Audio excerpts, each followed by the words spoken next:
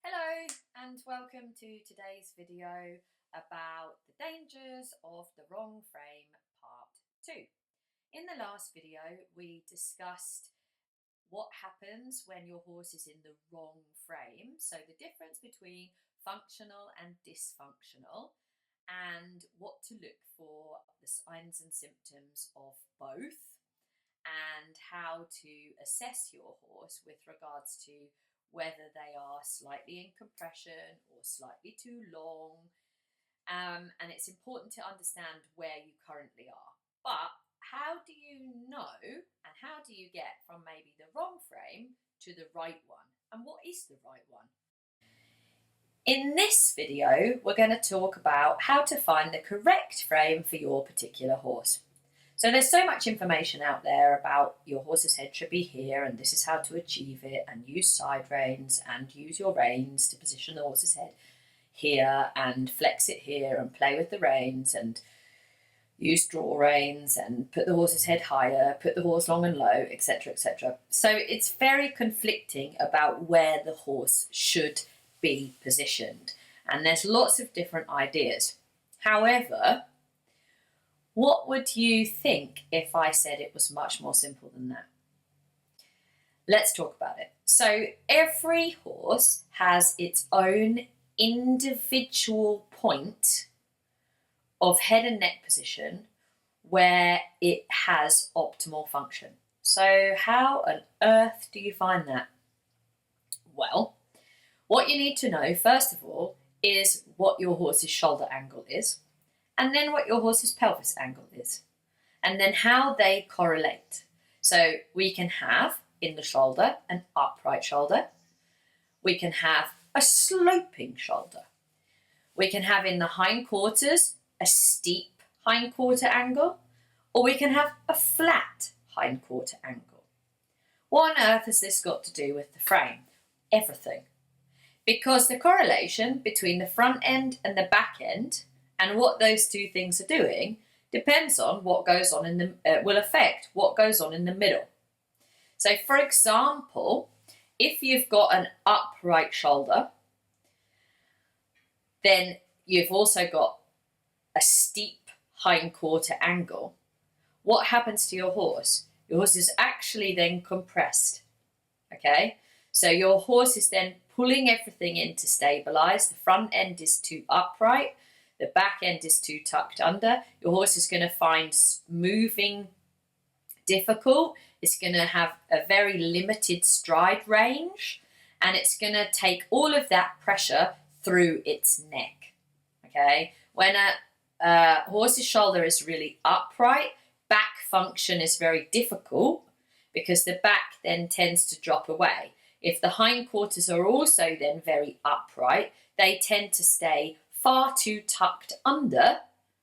So actually the horse then doesn't have enough space for the back to actually move up and down rotationally and laterally, because you've got the wrong angles in here.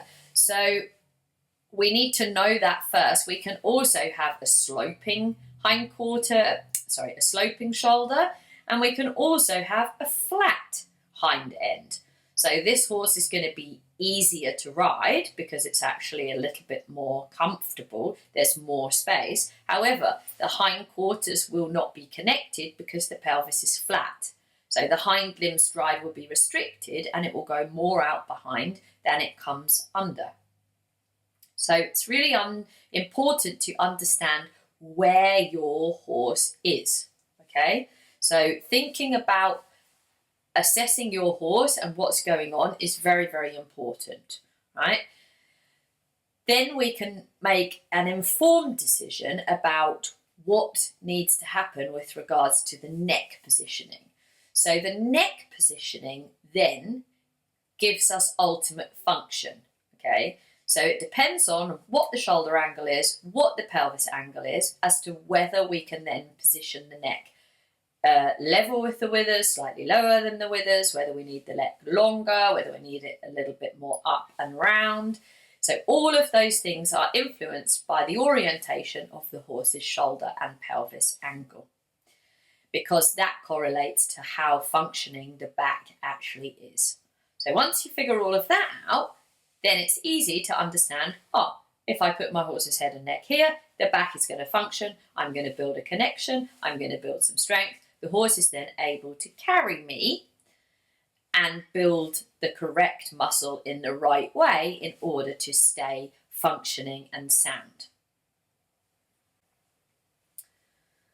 So what do we need to understand with regards to shoulder angle and pelvis angle? We need to understand that these angles are changeable, and the relationship between the head and neck position, the shoulder angle and the hindquarters angle is very big, okay? And it will determine where the positioning of those angles are. They are not conformational because they are held in place through tendons, ligaments and muscles. So they are completely changeable, and they can be adjusted with the correct positioning of the head and neck. So just because your horse has an upright shoulder angle or a steep pelvis angle or a flat pelvis angle or whatever your horse has got doesn't mean it needs to stay like that. That's just currently how that horse is because of dysfunction in the body. You need to go and hunt down what you need to do, the correct positioning for the head and neck in order to get function in the back, to find the right frame, to change the angle of the shoulders to a more correct angle, and to engage the hindquarters correctly. So it's much more simple than just making the horse round, making the horse deep, making it long and low, because it's independent. It's independent to each individual horse. So it's really important to look at your horse and understand what is going on. Currently on the screen is a diagram showing marked up pelvis and shoulder angle. And in this diagram, we can see that the angle of the shoulder is upright, so it is more than 45 degrees, and the angle of the pelvis is flat, so it is less than 20 degrees. So in this case, in order to connect the horse's back, what we need to do is bring the neck longer and slightly lower so that the chin is level with the sternum. This will engage the ligament system from the back of the horse's head, so attachment through the pole, along through the neck, through the back and to the top of the pelvis. Once that ligament system is properly engaged and working, the horse then can find the right frame.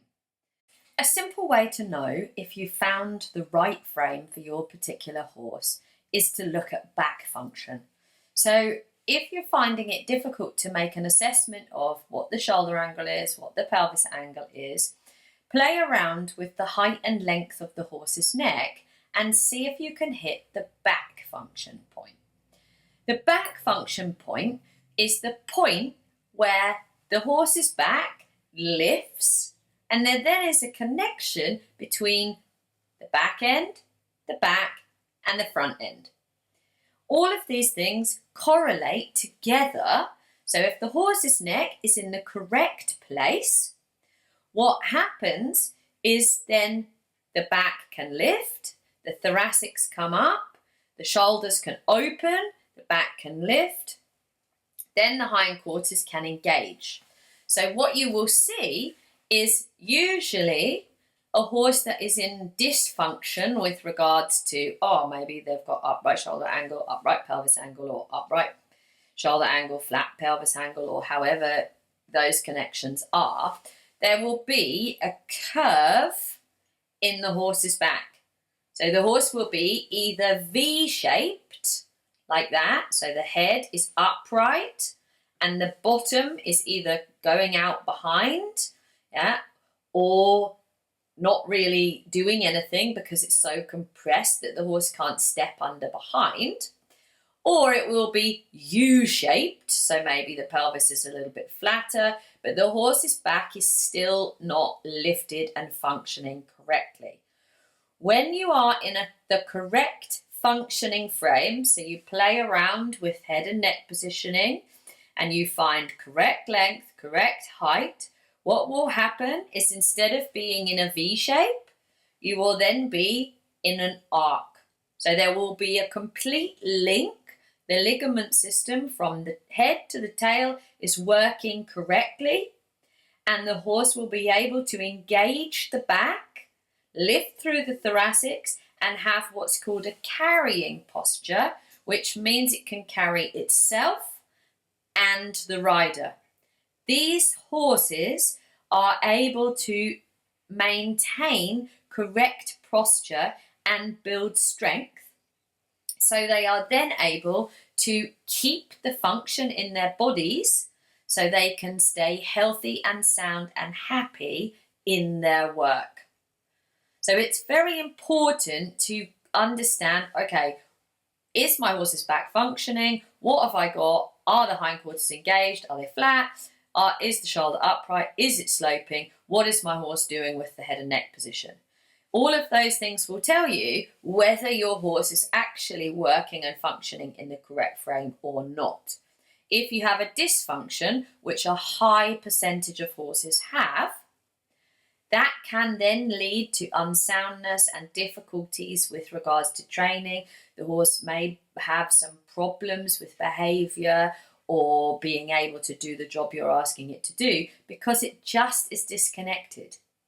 So it's important to understand, okay, what have I got? What shoulder angle? What pelvis angle? How can I understand what's going on? Is my horse V-shaped, upside down? Head here, bottom here, you sit in a big hollow in the middle? Or have I built a bridge and I can sit on a back that's actually functioning? That's what you're looking for. So my challenge to you is to go and have a look at your horses. Ask yourself, have I got a functioning spine? Does my horse connect from the front to the back? The way to know that, remember, is if you've got a big dip, your horse's back is not functioning. If you've got something that's flat and connects the hind end to the front end, you have a functioning spine and you have somewhere to sit. Okay? If you're sitting in the bottom of the dip is never going to come up because the horse isn't strong enough or functioning enough in order to do that. And that usually means the head and neck position is not correct because the horse is having to compensate because it's then not strong enough in the back. So my challenge to you is go and look at your horses, figure out where you are with regards to, have I got an upright shoulder? Have I got a flat pelvis? Have I got a tucked under pelvis? And then look at the bridge between the two. Look at that back connection. Does it do this? Yeah, are you sitting in a U shape or a V shape? And then see if you can find the correct alignment of the head and neck in order to find the correct back function. And see if you can change it. Because it's easily done. You hit that point where the head and neck is in the correct position, the correct length, the ligament system switches on, the horse will build back muscle.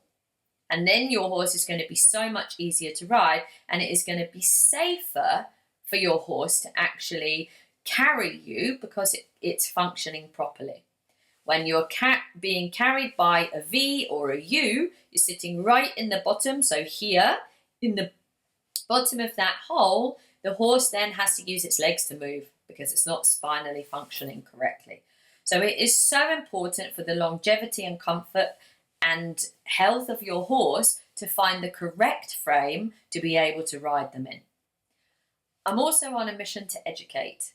So please share this video with your friends, with anyone you think would benefit from this information.